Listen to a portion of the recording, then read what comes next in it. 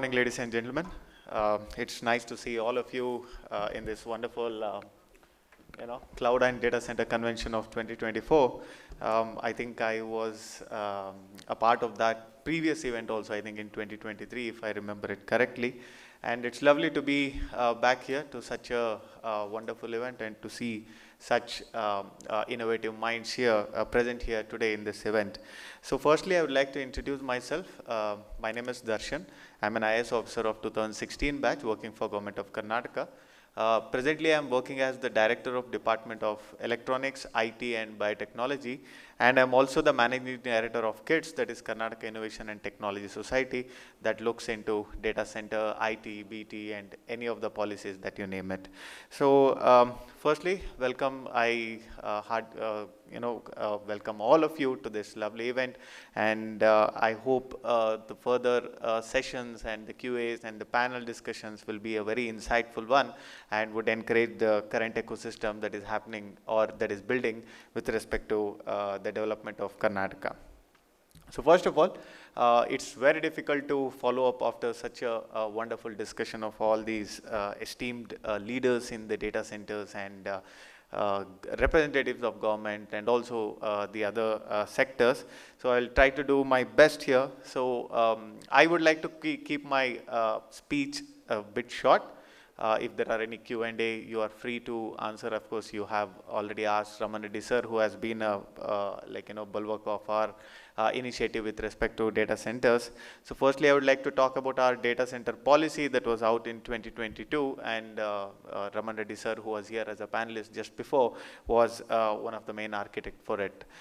Initially, as the panelists also were rightly suggesting, Karnataka is still in the baby steps with respect to the development regarding the data centers. The reason is Maharashtra has already taken a lot of steps, followed by Tamil Nadu. Hyderabad is picking up. Karnataka is also looking into it, and in the meantime, we got data center policy that was done with the consultation of the leaders or the innovators in the data center industry. So what were those things? So Government of India also has a lot of incentives with respect to the policy. Maharashtra has one of its own for this, followed by Tamil Nadu, Telangana, and now Karnataka also. So I would like to tell few things here, my dear friends, that it is not just about the incentives that one government can give to any particular industry. It is also about the ecosystem, the positive ecosystems that are there. There are so many multiplier effects with respect to it. You need to have a stable government. You need to have a government that respects the previous government's commitments. You need to have a technological advancement that looks into the innovation. You need to have a good talent pool. You need to have, of course, a good environment as a whole, and Bangalore and Karnataka is one of the best for that. So that is where we want to pick it up from there. The technology is the future, and the change, as you can see here, that is happening will project Bangalore and its surrounding areas for sure. In this data center policy, we have reached out to even minute things. For example, what should be the FAR, what should be the floor area ratio, whether it should be 3.0 or it should be increased to one more, whether the parking places to be considered, whether the chillers that are installed on top should be considered. So these are the minute details that the Karnataka government has gone through, and thanks to the collaboration with respect to urban development and RDPR, so these notifications have already come now, and it is in the very preliminary state. By next month, we should be looking into the final notification with respect to all the suggestions that was there in the data center policy. We are also looking at certain other building regulations and zonal regulations which were given out to us by the industry partners, of course, so that more and more data centers actually come into this place. So we are not only looking at just a policy, we are also looking at some of the financial incentives. What are those? The first one is, of course, a tax benefits.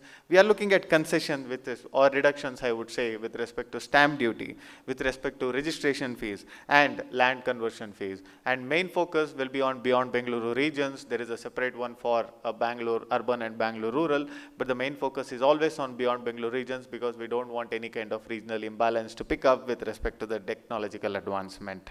The next one is the capital subsidy. As you all know, some of the industries really are capital incentive for setting up their shop here. So that's where Karnataka government actually steps in and say, hey, look, this is what you can do it if you invest so and so, and if you're able to create so much of employment with a positive ecosystem creation within it. So Karnataka government will definitely step in and give you some kind of capital expenditure.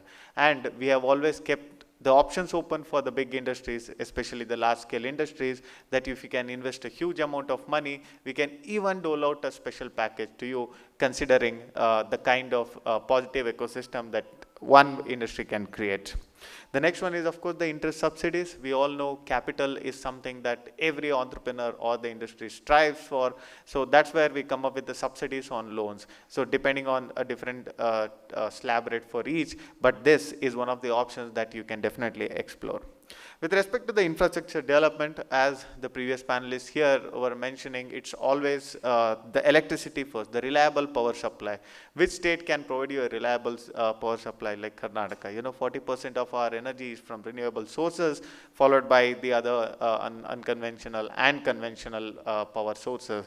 And Karnataka, as a state, which is a pioneering state in terms of technology, is investing a lot on clean tech, is investing a lot on green technology, utilization of green technology in green buildings, making our buildings green, and also the whole area with respect to industries, where the net zero of whether it is solid waste management or liquid waste management or the energy consumption should be net zero.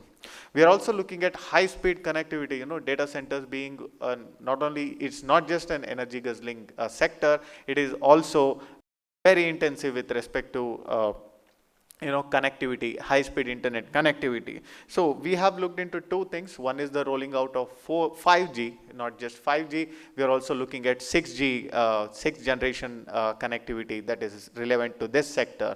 And followed by this is a center of excellence on wired and wireless technology, particularly established for this. So research and development, doling out the incentives, providing the policy incentives for that, providing some kind of a roadmap for the government is one of the the target that we have been set for this Center of Excellence on Wired and Wireless Technology. And this has been done in collaboration with Indian Institute of Science, one of the pioneering institutes in the world. So we are also looking at dedicated ID parks, which Syed Mohammed Berji was talking about. So we are looking at dedicated, not only IT parks coupled with the data center parks, which actually helps us attract more investment, not only from India, from throughout the world. This will be coupled with a lot of GCCs that was also mentioned in the previous discussion. Now the global capability centers, though India is one of the, I would say, the leader in terms of attracting global capability centers, Karnataka is the leader with respect to it. So more than 46% of, that is out of the 1,600 odd global capability centers in India today, Karnataka has attracted close to 480 GCCs, and that is counting. And Karnataka will be the first state to even come up with a GCC policy probably in a month or so, and 12 industry consultations with different academia, industries, other stakeholders have been done, and we are at the final stage of it, and the draft would be out soon. Again, coupled with the data center, how GCCs can actually help because it is, everything can go hand in hand. So that's how we are looking at with respect to this development. And also when it comes to the regulatory aspects, two things are the main that I always keep talking about. One is the single window system, followed by the ease of doing business.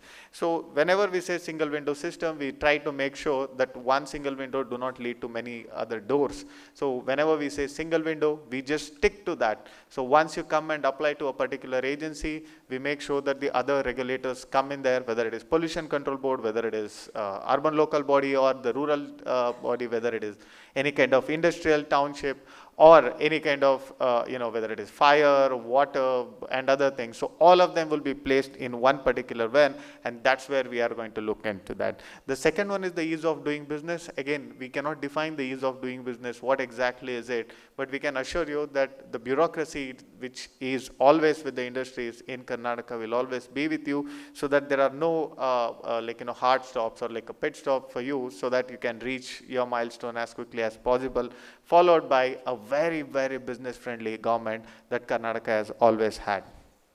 With respect to sustainability initiatives, as Ramanreddy sir also was mentioning, any data center that can come up with 30% of electricity usage with respect to green energy, if they can create it, if they create the energy, and even some of them, if you can, through the central grid, if you can sell it out to the BESCOMs or the concerned ESCOMs, we provide them from commercial tariff to industrial tariff, and that, my dear friends, it is a huge difference with respect to the costing or the admin cost or the operating cost of a particular entity.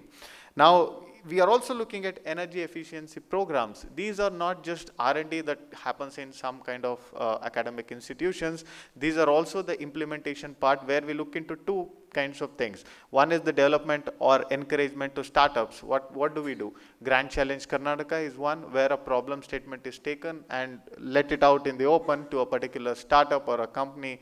If they are able to come out with a workable solution, the government of Karnataka funds them up to 50 lakhs. So that is the kind of thing. And we have already had 7 different grand challenges based on different areas, and energy efficiency is one of them that we have done. The second one is with respect to Elevate scheme. Elevate is a very, I would say, a niche kind of a scheme that government of Karnataka has rolled out since 2016-17 financial year, and till now we have encouraged close to 968 startups, and we have rolled out close to 224 crores of grant to these particular startups, and majority of them are encouraged to work on these energy efficiency related sectors, so that each and every industry, not just data centers, it's about all the industries can actually benefit from this. And a lot of things were talking about skills. Of course, no state in India can actually say that we have the world's best talent pool, but we can actually tell that Bangalore is home for a lot of technological talent pool. Close to 40% of chip designers are in Bangalore, so that's a huge number. Close to 65% of people working on artificial intelligence are either based out of Bangalore or are working for Bangalore companies. Fintech companies, close to 44 unicorns and close to 38 unicorns are from Bangalore. So that is the power of Bangalore with respect to talent pool. And here, with the cosmopolitan nature of Bangalore, we encourage people from around the world, not just in India, to come establish themselves here and help this ecosystem provide here. Followed by the industry recommendation. Again, we agree that there is a lot of gap between what we are teaching our students in the colleges and what the industry expects from them. By looking into it, we have come up with a lot of solutions, and one of them is the establishment of Skill Council on Emerging Technologies, my dear ladies and gentlemen. It is chaired by our Honorable Minister Shri and co-chaired by Skill Development Minister. So what we exactly do here, there is one thing that is empaneled institutes or institutions of Government of India, where they come, they train, there is a dedicated course curriculum and a dedicated duration for that. Apart from that, we have formed close to 8 working groups on different sectors. So my apologies. Sorry about that. So one of the things that we have picked up from this is, so the industries themselves, close to 49 industry leaders came to us in one of the meetings and told us, okay, for the next 5 years, these are the skill sets that we are looking at. And that is where we have picked up all these 8 different sectors, one on IT, one on data centers, one on robotics, artificial intelligence, one is on quantum computing, including biotechnology, then AVGC, animation, visual effects, gaming, comics, and extended reality, and such different 8 working groups are there, and where they have said, okay, these are the courses or these are the areas that the government should teach our next future generation, so that the industry can actually readily accommodate them. So we have 2 advantages here. One, the issue of unemployment can definitely be tackled in the coming years. The second is, whenever the company wants to hire someone, hiring is also a challenge. They have to roll out, HR has to do a lot of things. Even when they hire someone, the process might take 3 to 6 months depending on the cases. And even after hiring, there is no guarantee that they'll continue for 1 year or 2 years depending on their availability. So that is where it comes. So we are providing you a ready pool of talent, where if someone leaves from your company or your enterprise, you can actually pick the other one from the readily available pool. So it's a very win-win situation that we have come across with respect to the industry, government, and academia partnership. So lastly, again, we have 14 centers of excellence. Centers of excellence are where Karnataka has always, relied on. It is a place where incubation happens. It is a place where startup acceleration happens. It is a place where a lot of onus is given on research and development, and it is also a place where training, workshops, sessions, fundraising, and investor connect and other things happen, along with the collaboration with respect to academia and their activities. So finally, the data centers impact on all these. Ladies and gentlemen, I would like to use this opportunity to, to encourage the potential investors and the people who are looking into data center as a viable investment option, that Karnataka is ready for business, and Karnataka will always help any kind of industry to come up with whatever they require to do that. If you want a different one with respect to building and zonal regulations, we have already done it. If you want a different policy and incentives compared to other ones, we have done it. You want a required talent pool, we will get it done for you. Any other related ones, that we are ready for it, and our department is the nodal department for which you can actually contact us. And having said this, thank you very much for having the patience in listening to whatever I had to say. And as a representative of government, I welcome all of you to this wonderful event, and hope we can have a wonderful discussion further and a good collaboration in the future. If there are any questions, I have 5 more minutes, so maybe 1 or 2, if there are any questions. Yes, yes, sir. Good morning, sir. It's good to hear about little bit information on data center policy, what government of Karnataka is doing. Very good opportunity and good to hear. I wanted to touch upon, we are all talking about the renewable energy, be it solar or wind energy. Is government of Karnataka is thinking of anything in line of hydrogen-based energy, which is a great alternative for a fossil fuel, sir? I'm sorry, I missed the last part. Government of Karnataka is thinking of anything based on the hydrogen-based energy, which is a great alternative for a fossil-based fuels, because we are all talking about the green data centers. Well, definitely yes. The answer for that is yes. 2 kinds of things are happening with respect to hydrogen-based, I would say hydrogen fuels and hydrogen-derived fuels. One is with respect to academic institutions. We have directly or indirectly, through funding and through collaboration, encourage academic institutions, and a lot of academic institutions are working on it. Indian Institute of Science is one, IIIT Bangalore is the one, NIT Surathkal is the third one. IIIT Dharwad is the other one, along with IIT Dharwad. So I'm not sure about what is the kind of stage that these research and development is happening, but all I can say is there has been a collaboration between the energy companies and also these R&D team that is happening there. That is the first. Second one is, as I was mentioning about our Elevate scheme, which Government of Karnataka does to promote innovation through startups in Karnataka.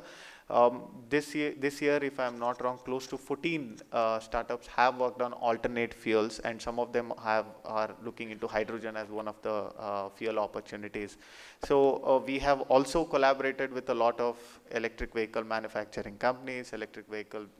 Electronics is one thing that we are also looking at. So I cannot disclose much of it, but I can say that a lot of startups are working, academic institutions are looking into it, and government is facilitating with respect to that. Hope we will be able to say something new and fresh about that in the next time. Thank you. Yeah, what is your selection criteria for the... Sorry.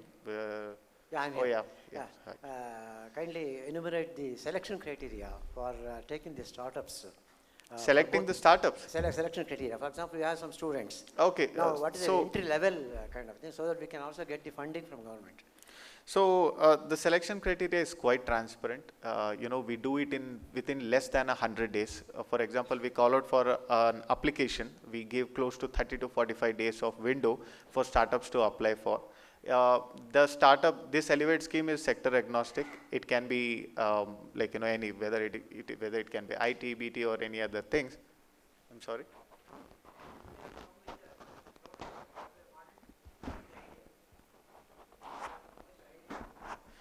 I'll be explaining, sir. Yeah, if you can give me a minute. This can be both. Even if you are at a before idea to POC stage, or with just an idea or a proof of concept, or you might be an established startup also who is generating revenue. But the only thing is you have to be a startup. So the definition of startup is any company working on a technology who is 10 years, less than 10 years old. You can have a proof of concept, you can have your own product or service. This is not an issue. And we give, as I said, the process is very transparent. We call for applications. We receive close to 1,500 applications every year. We have around 60 to 70 jury members working, and each time jury members actually changes, and these are randomly selected among the industry players itself. There will be only one government representative just to make sure that it is done according to our rules. And there are two different committees, and a separate selection would happen from the department under the head of the department, that is the Secretary, Department of Electronics, IT, BT and SNT, and all this process will happen within 100 days. Thank you. Yes, sir, please. Hi, my name is Anil Dev. I head Klima Veneta India. We are into energy efficient cooling solutions. Okay. I have a question. You talked about incentives. They only apply to DC as a complete project, or also to companies like us, because apart from the IT load, we contribute to the largest carbon footprint. So we have some very innovative, globally class leading energy saving cooling system. So is there any sort of eligibility or something for any incentives or benefits? Yes, as I said, I would really like you or your team to go through our data center policy and also our industry production policy, so IP. So we have two different policies, and some of them, so data center is such that we have got a separate policy just for data center to encourage it, but some of it can also come under the IT sector, whether it is with respect to infrastructure, any kind of incentives for this. And if you are using a lot of green energy, as I said, your energy consumption will be shifted from commercial to industrial tariff, which itself is a huge one. And there are a lot of issues with respect to zoning and building bylaws, whether it is the floor to ceiling ratio, the FAR that is there, what about the chillers that are being used, and all these things are taken care of by the department. And even now we still keep getting such kind of requests, whether during energy consumption or energy utilization or any other infrastructure development. So we have not kept it like, this is the concrete one. We are always open to modification. If you have any further suggestion with respect to that, we can include it in either in our policy or a separate one. Second, with respect to incentives, yes, sir, there are a lot of incentives that are available, especially to data centers dealing with whether it is cloud related or even with respect to hardware. And one of the gentlemen actually mentioned about the cyber security also. Even for that, we have come up with our separate cyber security policy, which was rolled out this year. So those kind of things that are there, and incentives, yes, it is available. Thank you. I'll try and catch you for a couple of minutes later. Thank you very much. So thank you very much, ladies and gentlemen. It was an honor to be a part of this, and as I have one more engagement to attend to, so I'll be taking your leave. Thank you very much. Thank you.